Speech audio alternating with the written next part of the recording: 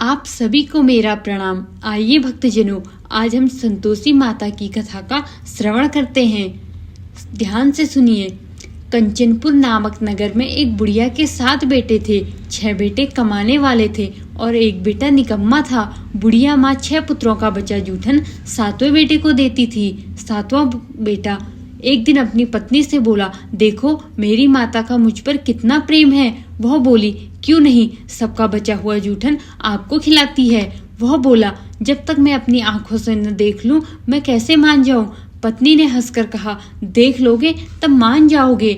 कुछ दिन बाद एक बड़ा त्योहार आया। घर में 7 प्रकार के भोजन और चूरमा के लड्डू बने। वह पत्नी की बात को जांचने के लिए सिरदर्द का बहाना बनाकर पतला कपड़ा सिर पर ओढ़कर रसोई में जाकर सो गया और कपड़े में से सब कुछ देखता रहा। 6 भाई भोजन करने आए। उसने देखा माँ ने उनके लिए 7 प्रकार की रसोई परोसी और आग्रह कर करके उन्हें भोजन कराती रही। वह देखता रहा। 6 भाई भोजन कर उठ गए।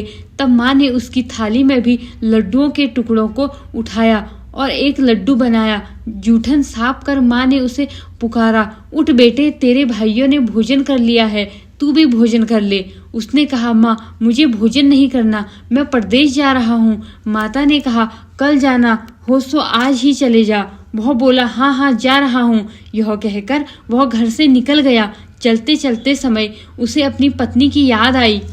वह गौशाले में उपले थाप रही थी। वहां जाकर वह बोला, मेरे पास तो कुछ भी नहीं है, यह अंगूठी है सो ले लो और अपनी कोई निशानी मुझे दे दो। वह बोली, मेरे पास क्या है, यह गोबर भरा हाथ। यह कहकर पत्नी ने उसकी पीठ पर गोबर से भरे हाथ की थाप लगा दी। वह चल दिया। चलते चलते दूसरे देश में पहुंचा। वहां एक साहूकार की दुकान थी।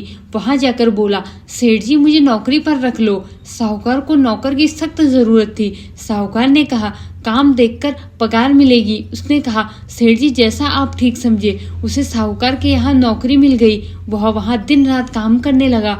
कुछ दिन में दुकान का लेन देन, हिसाब किताब, ग्राहकों को माल बेचना आदि सारा काम करने लगा। साहूकार के 7-8 नौकर थे।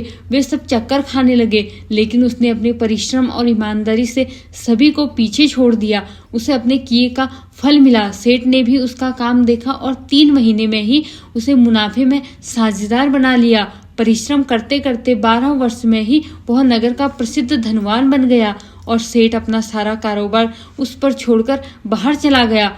इधर उसकी पत्नी पर क्या बीत रही थी वह सुने। सास ससुर उसे देख दुख देने लगे।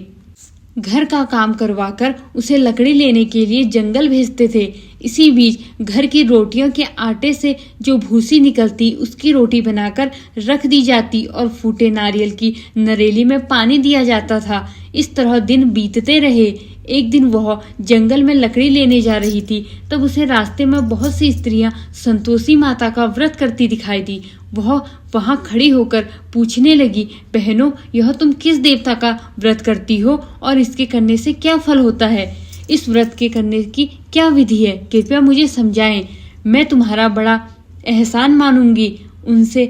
उनमें से एक स्त्री बोली, सुनो, यह संतोषी माता का व्रत है। इसके करने से निर्धनता, दरिद्रता का नाश होता है, लक्ष्मी आती है, मन की चिंताएं दूर होती है, घर में सुख होने से प्रसन्नता और शांति मिलती है, निपुति को पुत्र मिलता है, प्रीतम बाहर गया हो तो वह शीघ्र लौट आता है, कुंवारी कन्या को मनपसंद वर मिलता है, चलता मुकदमा खत्म हो जाता है, ग्रह क्लेश की निवृत्ति हो, सुख शांति होती है, घर में धन जमा हो, धन जायदाद का लाभ होता है, और भी मन में जो कामना हो संतोषी माता की कृपा से पूरी हो जाती है। इसमें संदेह नहीं। वह पूछने लगी, यह व्रत कैसे किया जाता है? वह स्त्री कहने लगी, बिना परेशानी, श्रद्धा और प्रेम से जितना भी बन सके प्रसाद लेना। 5.25 रुपये से 550 रुपये था, इससे भी ज्यादा शक्ति और भक्ति के अनुसार गुड़ और चना लें। हर शुक्रवार को निराहार रहकर कथा कहना, सुनना, इसके बीच क्रम नहीं टूटे, लगातार नियम पालन करना।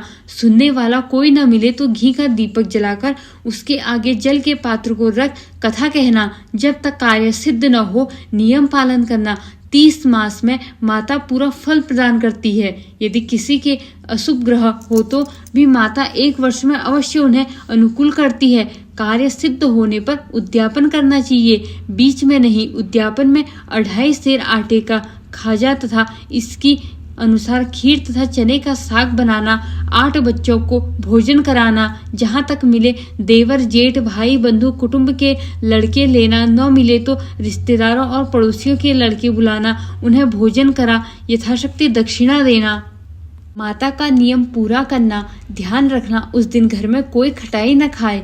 यह सुन वह वहां से चल दी। रास्ते में लकड़ी के बोझ को बेच दिया और उन पैसों से गुड़ चना ले माता के व्रत की तैयारी कर आगे चली। रास्ते में संतोषी माता के मंदिर में जा माता के चरणों में लौटने लगी, विनती करने लगी, माँ मैं दीन हूँ, निपट मूर्ख हूँ, व्रत के नियम कुछ नहीं जानती, मैं बहुत दुखी हूँ। हे माता मेरा दुख दूर कर, मैं तेरी शरण में हूँ। माता को दया आई। एक शुक्रवार बीता कि दूसरे शुक्रवार को ही उसके पति का पत्र आया और तीसरे शुक्रवार को उसका भेजा हुआ पैसा भी आ पहुंचा। यह देखकर जेठानी मुंह सिकोड़ने लगी। इतने दिनों बाद इतना पैसा आया, इसमें क्या बड़ाई है।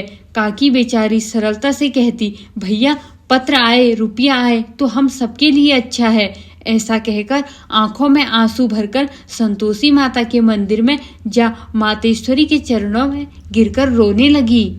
माँ मैंने तुमसे पैसा नहीं मांगा, मुझे पैसे से क्या काम, मुझे तो अपने सुहाग से काम है। माँ मैं तो अपने स्वामी के दर्शन और सेवा मांगती हूँ। तब माता ने प्रसन्न होकर कहा, जा बेटी तेरा स्वामी जल्दी ही आएगा। यह सुन खुशी से बावली हो वह घर आकर काम करने लगी। संतोषी माता का विचार करने लगी। इस पर भोली पुत्री से मैंने कह तो दिया कि तेरा पति शीघ्र आएगा, पर आएगा कहाँ से, वह तो इसे स्वप्न में भी याद नहीं करता।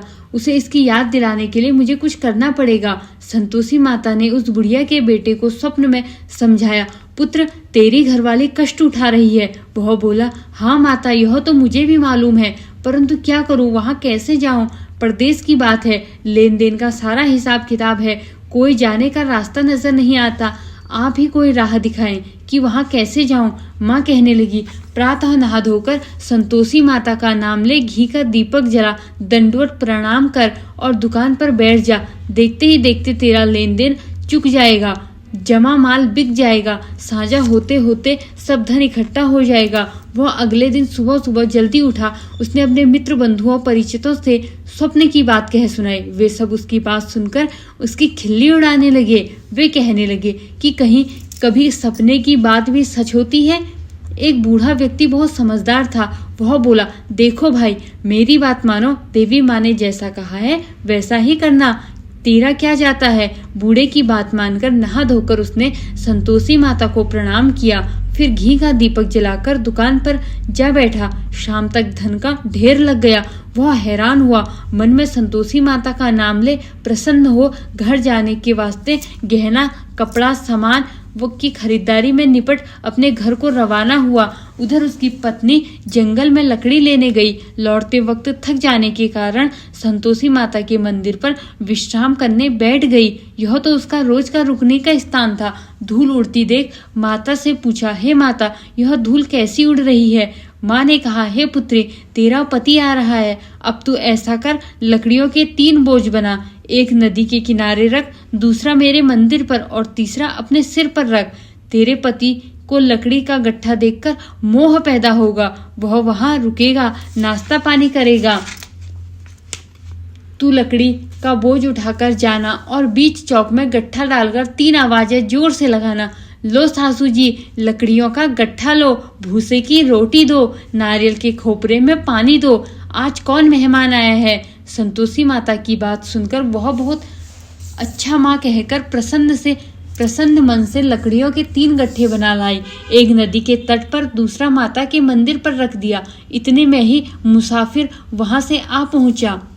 सूखी लकड़ी देख बुढ़िया के लड़के की इच्छा हुई कि अब यही विश्राम करें और भोजन बना खा पी कर गाँव चले। इस प्रकार भोजन कर विश्राम कर वह अपने गाँव में आ गया। उसी समय सिर पर पगड़ी का गट्ठा लिए उसकी पत्नी आई। उसने गट्ठा आंगन में डाला, जोर से 3 आवाजें दी। लो सासू जी, लकड़ी का गट्ठा लो, भूसे की रोटी दो, नारियल के खोपरे में पानी दो, आज कौन मेहमान आया है। यह सुनकर सास ने अपने दिए हुए कष्टों को भुलाने हेतु कहा, बहू तू ऐसा क्यों कहती है, तेरा मालिक ही तो आया है, बैठ मीठा भात खाकर कपड़े गहने पहन। पत्नी की आवाज सुनकर उसका स्वामी बाहर आया और उसके हाथ में पहनी अंगूठी देख व्याकुल हो गया। उसने माँ से पूछा, माँ यह कौन है। माँ बोली, बेटा यह तेरी पत्नी है। आज 12 वर्ष हो गए हैं जब से तू गया है, तब से सारे गांव में जानवरों की तरह भटकती फिरती है, काम काज कुछ नहीं करती, 4 समय आकर खा जाती है। अब तुझे देखकर भूसे की रोटी और नारियल के खोपरे में पानी मांगती है। वह बोला, ठीक है माँ, मैं इसे भी देखा है और तुम्हें भी। अब मुझे दूसरे घर की चाबी दो, मैं उसमें रहूंगा। ठीक है बेटा, जैसी तेरी मर्जी, कहकर माँ ने ताले और गुच्छा बेटे के सामने रख दिया। उसने दूसरे घर को खोलकर सारा सामान रखा। एक ही दिन में वहां राजा के महल जैसा ठाट बाट बन गया। अब क्या था, वह सुख भोगने लगी। अगला शुक्रवार आया तो भक्त पत्नी ने पति से कहा, मुझे संतोषी माता का उद्यापन करना है। पति बोला, बहुत अच्छा, खुशी से कर लो। वह उद्यापन की तैयारी करने लगी। जेठ के लड़कों को भोजन के लिए कहने लगी। उन्होंने मंजूर किया, परंतु पीछे से जेठानी ने अपने बच्चों को सिखलाया, देखो रे, भोजन के समय सब लोग खटाई मांगना, जिससे उसका उद्यापन पूरा न हो। लड़के भोजन करने आए, खीर पेट भरकर खाई, परंतु बात याद आते ही कहने लगे, हमें कुछ खटाई खाने को दो, खीर खाना हमें भाता नहीं, देखकर अरुचि होती है। लड़के उठ खड़े हुए, बोले, पैसे लाओ। भोली बहू कुछ जानती न थी, उसने उन्हें पैसे दे दिए। लड़कों ने बाजार जाकर उन पैसों से इमली खरीदी और खाई। यह देखकर बहू पर माता जी ने कोप किया। राजा के दूत उसके पति को पकड़कर ले गए। जेठ जेठानी मनमाटे खोटे वचन कहने लगी। लूट लाट कर धन इकट्ठा कर लाया था, सो राजा के दूत उसे पकड़कर ले गए। अब सब मालूम होता है। जब जेल की रोटी खाएगा, बहू से यह वचन सहन नहीं हुए। वह संतोषी माता के मंदिर गई और कहने लगी, माता तुमने यह क्या किया। हंसाकर क्यों रुलाने लगी। माता बोली, पुत्री तूने मेरा व्रत भंग किया है, इतनी जल्दी सब बातें भुला दी। वह बोली, माता भूली तो नहीं हूँ, न कुछ अपराध किया है, मुझे तो लड़कों ने भूल में डाल दिया, मुझे क्षमा करो माँ। माँ बोली, पुत्री जा, तेरा पति तुझे रास्ते में ही आता मिलेगा। वह मंदिर से निकलकर बाहर आई तो रास्ते में उसे अपना पति आता हुआ मिला। उसने पूछा, कहाँ गए थे। वह बोला, इतना धन जो कमाया है उसका कर राजा ने मांगा था, वह भरने गया था। वह प्रसन्न होकर बोली, भला हुआ, अब घर चलो। फिर अगला शुक्रवार आया। वह बोली, मुझे माता का उद्यापन करना है। पति ने कहा, ठीक है करो। वह फिर जेठ के लड़कों को भोजन के लिए कहने गई। जेठानी ने लड़कों को सिखा दिया कि तू पहले ही खटाई मांग लेना। लड़के भोजन करने बैठे, परंतु भोजन करने से पहले ही खटाई मांगने लगे। हमें खीर पूरी नहीं भाती, जी बिगड़ता है, कुछ खटाई खाने को दो। बहू बोली, खटाई खाने को नहीं मिलेगी, खाना हो तो खाओ। उनके उठकर चले जाने पर उसने ब्राह्मणों के लड़कों को बुलाकर भोजन कराया, दक्षिणा के साथ उन्हें फल भी दिए। इससे संतोषी माता प्रसन्न हो गई। माता की कृपा से 9 माह बाद उसको चंद्रमा के समान एक सुंदर पुत्र पैदा हुआ। पुत्र को लेकर वह प्रतिदिन संतोषी माता के मंदिर में जाने लगी।